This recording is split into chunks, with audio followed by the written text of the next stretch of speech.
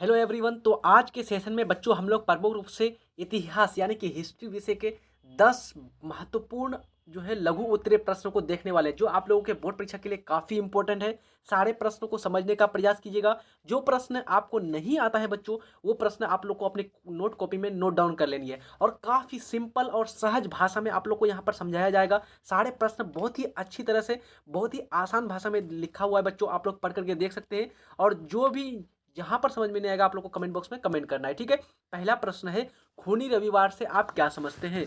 खूनी रविवार तो सिंपल है बच्चों। खूनी रविवार के बारे में पहले आप लोग को समझा देता हूं। यानी कि रूस में रूस का शासक जो होता है उसको बोलते हैं जार। तो रूस में जो है बच्चों लगभग 1905 के समय वहां पर जार निकोलस द्वितीय का एक शासन चल रहा था। कौन शासक था? जार निकोलस द्वितीय। और इसका जो है प्रमुख रूप से युद्ध हुआ था जापान के साथ। और जापान से युद्ध होने के कारण वहां पर क्या हो गया था, जापान से हार हो गया था रूस का।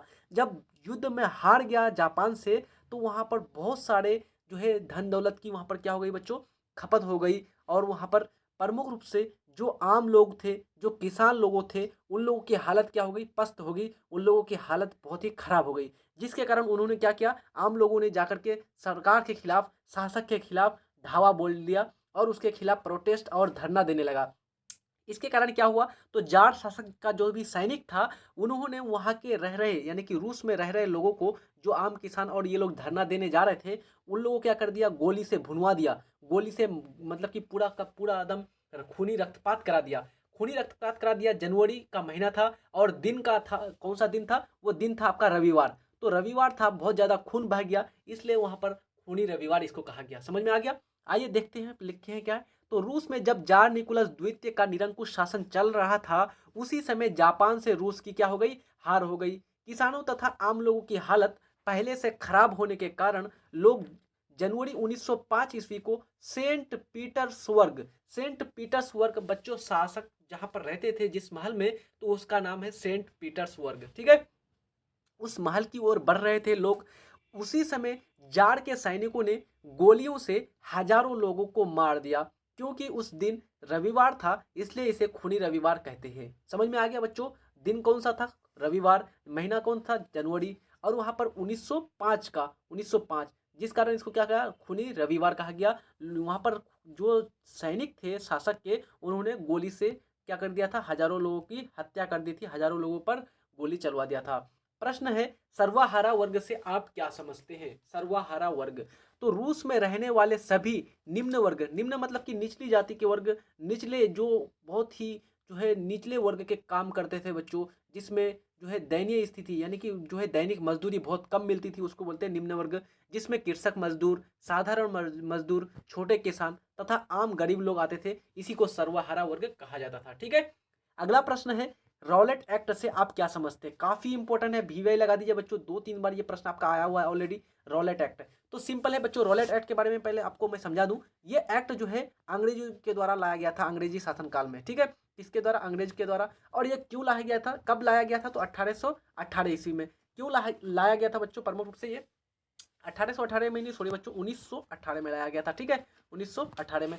अब ये क्यों लाया गया था, तो अंग्रेज सरकार के खिलाफ भारत में रह रहे जो भी क्रांतिकारी, जो भी युवा लोग थे, वो क्या करते थे, सरकार के खिलाफ धावा धावा बोल देते थे, सरकार के विरुद्ध बोलते थे बहुत ज्यादा मुखर होकर के। इसलिए सरकार ने क्या किया, ये कानून लाया जिसको नाम दिया गया रॉलेट एक्ट। और इसमें क्या करते थे, जो भी भारत का कोई भी क्रांतिकारी रहता था, कुछ भी बोलता था, तो उस पर बिना मुकदमा चलाए उसको क्या कर देते थे अंग्रेज, जेल में ठूस देते थे, जेल में भर्ती कर देते थे। इसको ही रॉलेट एक्ट के नाम से जाना जाता है, ठीक है।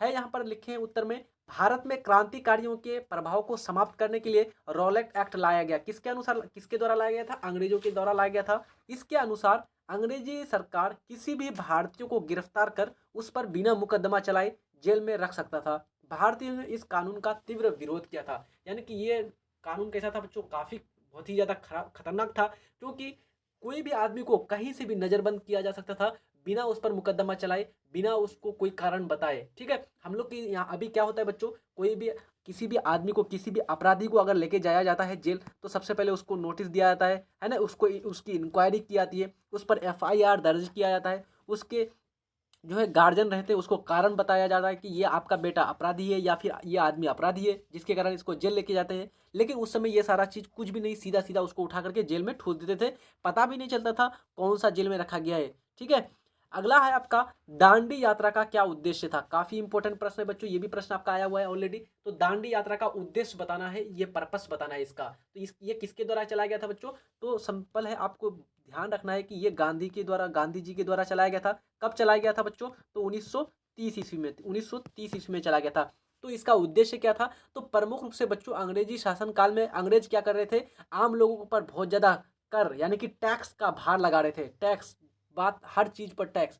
तो वहां पर अंग्रेजों शासन ने क्या किया था, प्रमुख रूप से नमक जैसी आम चीज, आम खाने वाली, यानी कि हर घर में नमक होते हैं बच्चों, प्रमुख रूप से, और बहुत ही सस्ता में मिलता है नमक आपका, इसमें बनाने में कोई ज़्यादा खर्चा भी नहीं है। लेकिन यहाँ पर क्या किया था अंग्रेजों ने, नमक जैसी सिंपल सी वस्तु पर, चीज पर टैक्स लगा दिया था, कर लगा दिया था बहुत ही ज़्यादा।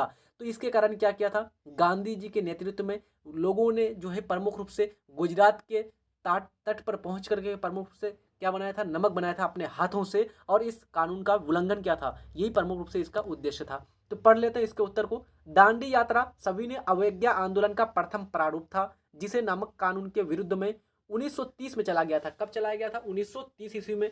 इसमें गुजरात के तट पर पहुंचकर नमक बनाकर नमक कानून का उल्लंघन किया गया था। ठीक है, चलिए अगला प्रश्न है 5वें नंबर का, उपनिवेशवाद से आप क्या समझते हैं। प्रश्न है बच्चों उपनिवेशवाद।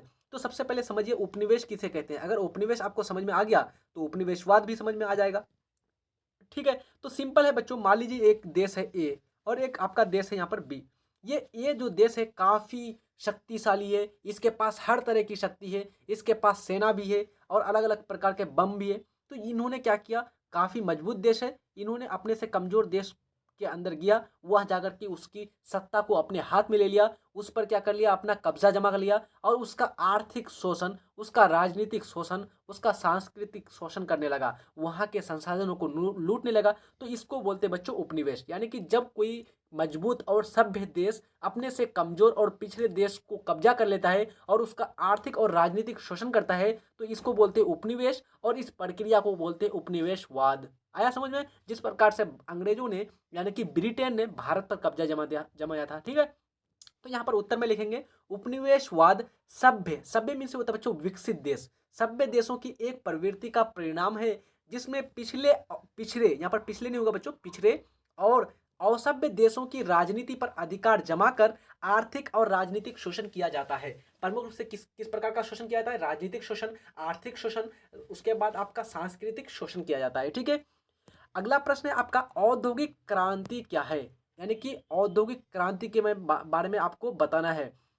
तो सन 1750 ईस्वी में, सन 1750 यानी कि 18वीं सदी में क्या हुआ बच्चों, तो 18वीं सदी में प्रमुख रूप से जेम्स वाट नाम का एक वैज्ञानिक था, उन्होंने वाष्प इंजन यानी कि भाप का इंजन का आविष्कार कर दिया।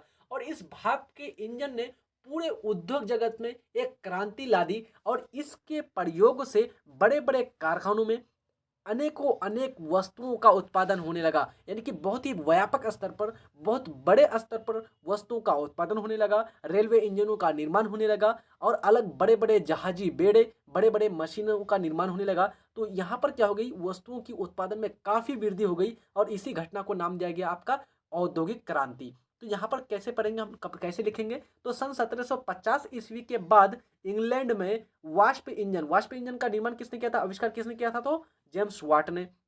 वाष्प इंजन से संचालित कारखानों में बड़े पैमाने पर वस्तुओं के उत्पादन किए जाने की घटना को ही क्या नाम दिया गया, औद्योगिक क्रांति नाम दिया गया। ठीक है, अगला प्रश्न है भूमंडलीकरण से आप क्या समझते हैं। भूमंडलीकरण जिसको बोलते हैं बच्चों ग्लोबलाइजेशन, क्या बोलते हैं इसको, ग्लोबलाइजेशन। तो भूमंडलीकरण प्रमुख से बच्चों होता है किसी भी देश की अर्थव्यवस्था को पूरे के पूरे विश्व की अर्थव्यवस्था के साथ जोड़ देना, इसी को बोलते हैं भूमंडलीकरण। ये सिंपल भाषा हो गया। यानी कि मान लीजिए भारत है, ये हो गया आपका भारत एक देश, और ये देश का इस देश के अर्थव्यवस्था को पूरे के पूरे विश्व की अर्थव्यवस्था से मिला देना। और यहाँ पर मतलब कि कोई भी देश का कंपनी भारत में आकर के इन्वेस्ट कर सकता है। भारत का कोई कंपनी है, मान लीजिए अडानी ग्रुप है या अंबानी, मुकेश अंबानी जी का है, वो लोग जाकर के क्या कर सकते हैं, प्रमुख रूप से विदेशी में जाकर के अपना कंपनी बिठा सकता है, वहाँ पर इन्वेस्ट कर सकता है। तो इस प्रकार से क्या हुआ, एक देश की अर्थव्यवस्था का पूरे विश्व की अर्थव्यवस्था के साथ कनेक्शन हो गया, जुड़ गया, इसी प्रक्रिया को बोलते हैं भूमंडलीकरण। ठीक है, तो जब विश्व स्तर पर सामाजिक, आर्थिक, राजनीतिक तथा सांस्कृतिक रूप से सामंजस्य यानी कनेक्शन स्थापित किया जाता है, तो ऐसी प्रक्रिया को अर्थशास्त्र की भाषा में क्या कहते हैं, भूमंडलीकरण कहते हैं। आप लोग भूमंडलीकरण बच्चों पढ़े होंगे, चैप्टर नंबर 6 में, अर्थशास्त्र में दिया हुआ है, छठा चैप्टर में आप लोग पढ़ लिए होंगे, है ना। चलिए आगे बात करते हैं हम लोग। अगला प्रश्न है 8वें नंबर का, पांडुलिपि क्या है, इसकी उपयोगिता बताएं, इसकी उपयोगिता को लिखें। यानी कि सबसे पहले आपको बताना कि पांडुलिपि किसको कहते हैं और इसका उपयोग क्या है। तो पांडुलिपि बच्चों बोलते हैं वैसी पुस्तक या वैसी किताब जिसको अपने हाथ से लिखा जाता है बच्चों, सिंपल। यानी कि मान लीजिए कोई मैं किताब लिख रहा हूँ और उसमें मैं लिख दिया कि गांधी जी, इस प्रकार से मैंने लिखा अपने हाथ से, अगर पुस्तक इस प्रकार से मैं अपना लिखूं तो इसको बोलते हैं बच्चों पांडुलिपि। ये पुराने जमाने में, प्राचीन काल में चलता था बच्चों, और इसको लिखने में काफ़ी टाइम व्यतीत होता था, बहुत ज़्यादा समय लगता था, जिसके कारण इसमें क्या होता था, रुपया यानी कि इसकी कीमत बहुत ज़्यादा होती थी। ठीक है, तो ये प्राचीन काल में, अभी तो वर्तमान में चलता नहीं है, मशीन आ गए हैं, छापे खाने आ गए बड़े बड़े, है ना। तो ये प्रमुख रूप से हो गया पांडुलिपि। तो बात कर लेते हैं, हाथों से लिखित पुस्तक को पांडुलिपि कहते हैं। पांडु का अर्थ होता है बच्चों हाथ। ठीक है, पांडु लिपि प्रमुख रूप से ये आपका मेन्यू स्क्रिप्ट नाम का एक वर्ड से बना है, मेन्यू स्क्रिप्ट, जिसका मेन्यू मीन्स होता है हाथ और स्क्रिप्ट मीन्स होता है लिखावट, हाथ से लिखावट, इसको बोलते हैं पांडुलिपि।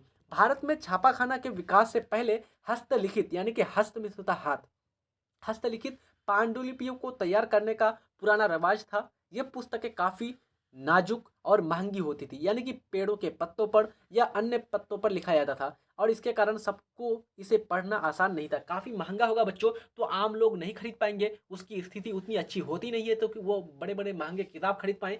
तो इसलिए यहाँ पर जो इस प्रकार की पांडुलिपियाँ होती थी, इस प्रकार की पुस्तकों का पहुँच आम लोगों तक बहुत कम थी, और इसलिए ये आम लोगों के पहुँच से बाहर था। ठीक है, तो यहाँ पर हो गया। अगला प्रश्न है 9वें नंबर का, खिलाफत आंदोलन क्यों हुआ। मैं आपसे रिक्वेस्ट करूंगा बच्चों, यदि चैनल में न्यू है तो आप लोग सब्सक्राइब कर दीजिए, और क्वेश्चन ये सारे अगर आप लोग को अच्छे लग रहे हैं बच्चों तो लाइक करना नहीं भूलिएगा। अगर वीडियोस अच्छे लग रहे हैं तो दूसरे को शेयर भी करना है। कहीं पर डाउट है तो आप लोग को कमेंट बॉक्स में कमेंट कर देना है, सीधा सीधा। ठीक है, तो खिलाफत आंदोलन क्यों हुआ, इसका कारण बताना है। तो सिंपल है बच्चों, आपको बताना है कि खिलाफत आंदोलन प्रथम विश्व युद्ध में तुर्की की हार के बाद उनके सभी अधिकार छिन्न हो गए। यानी कि प्रथम विश्व युद्ध में क्या हो गया, तुर्की हार गया। जब तुर्की हार हो गया बच्चों, तो तुर्की का जो भी अधिकार था वो छिन्न हो गया, और तुर्की राज्य क्या हो गया, टूट गया, टूट फूट गया, और जो भी तुर्की राज्य था वो टूट गया। उसमें क्या हुआ कि भारतीय मुसलमानों ने प्रथम विश्व युद्ध में अंग्रेजों की इस शर्त पर सहायता की कि वह भारतीय मुसलमानों के धार्मिक मामलों में हस्तक्षेप नहीं करेंगे। यानी कि उस समय भारत में किसका शासन था, प्रथम विश्व युद्ध हुआ था बच्चों आपका 1914 से 1919 के बीच। अब 1914 से 1919 के बीच भारत में किसका शासन था, तो उस समय प्रमुख रूप से आपका अंग्रेजों का शासनकाल था। तो अंग्रेजों के शासनकाल में जब ये युद्ध हुआ तो अंग्रेजों ने भारत के मुसलमानों से मदद मांगी प्रथम विश्व युद्ध में। तो भारत के मुसलमान ने कहा कि हम आपका मदद करेंगे, लेकिन आपको भी मेरी मदद करनी पड़ेगी। तो उन्होंने कहा, अंग्रेजों ने क्या मदद करना है भाई आपका, तो उन्होंने कहा कि हमारा जो भी धार्मिक मैटर है उसमें आप हस्तक्षेप नहीं कीजिए, हमारे जो धार्मिक स्थल है मस्जिद, इसका क्या करें आप संरक्षण करें, इसकी देख रेख करें। ठीक है, लेकिन जैसे ही युद्ध में अंग्रेज जीत गए बच्चों, तो वहां पर क्या हुआ, उन्होंने फिर से धार्मिक स्थलों की रक्षा नहीं की और धार्मिक मामलों में हस्तक्षेप करना शुरू कर दिया, जिसके कारण भारत के जो भी मुसलमान थे उन्होंने इसके खिलाफ बगावत कर दिया और उसको नाम दिया गया खिलाफत आंदोलन। समझ में आ गया। तो यहाँ पर फिर से एक बार हम पढ़ के सुना देते हैं। प्रथम विश्व युद्ध में तुर्की की हार के बाद उनके सभी अधिकार छिन्न हो गए, तुर्की राज्य छिन्न भिन्न हो गया यानी टूट फूट गया। भारतीय मुसलमानों ने प्रथम विश्व युद्ध में अंग्रेजों की इस शर्त पर सहायता की कि वह भारतीय मुसलमानों के धार्मिक मामलों में हस्तक्षेप नहीं करेंगे तथा उनके धार्मिक स्थलों की रक्षा करेंगे। परंतु युद्ध के बाद अंग्रेज अपने वादे से मुकर गए और इसी के कारण खिलाफत आंदोलन हुआ। समझ में आ गया।